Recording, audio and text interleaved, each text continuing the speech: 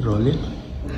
Over the weekend, I've been receiving a lot of messages from the UhC workers across the different 47 counties.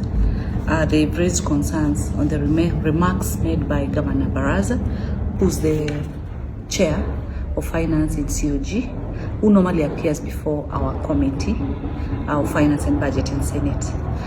Last week on Thursday, I tabled the county additional allocation bill, and in that I communicated about the allocation for UhC amounting to 8.6 billion at the county additional allocation bill. I was more specific to state that the reason this amount is in SIGA is because we wanted to bring a closure on the arrears for UhC workers across the country. And that's why our proposal, and also the proposal of the Ministry of Treasury, was to put these monies in SIGA so that all pending arrears can be fully sorted once and for all.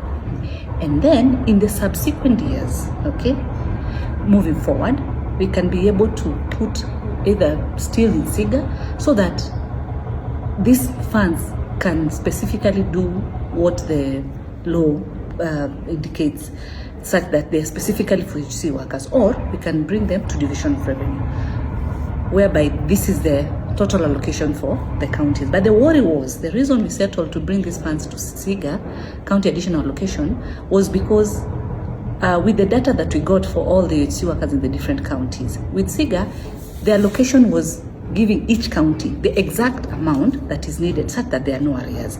If it was to be put in DORA, it meant that the fourth basis formula was to be used. And in that regard, then 28 counties, would have gotten less funding. A good example is the county of Elgeyo Marakwet. It was going to get less with 165 million. That would have meant for these workers to be paid, the county has to go back to its equitable allocation and get these funds. And then you find that 12 counties were to get more or surplus than what they need for UhC workers. A good example, for example, is the county of Nairobi. It would have gotten 352 million more from what they actually need. And these are funds that now should have gone to the other counties. And as I've said, 28 counties would have gotten less amounts. And other big counties that are Kanidi would have gotten less, 124 million.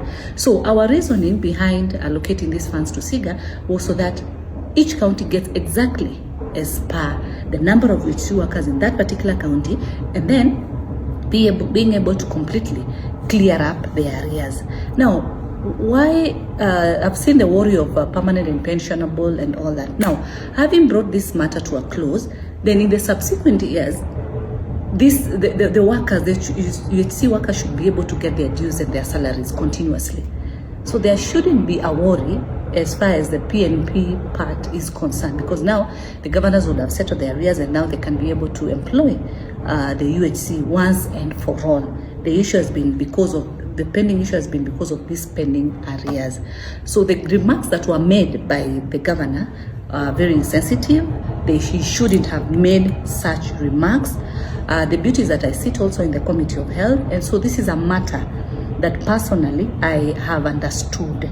And for now, first things first, these monies are coming to you. Receive what has been shared, your arrears and everything, and then in the next financial year, more allocation will be either in DORA or at county additional, but we even propose county additional so that governors will not have an opportunity to divert those funds into any other use, because that would have been in their own prerogative, as in how do they spend these monies. But when it is in SIGA, it is specifically for universal healthcare workers in this country, and we were doing this so that fully we sort this issue. I've seen you guys come to the gates of the Senate. I've seen you guys presenting petitions, and so we found it wise to be able to see how to support you fully. So poleni sana. It's been a weekend that has been quite communicative from all the messages I've received. Poleni sana. So await your monies. Thank you.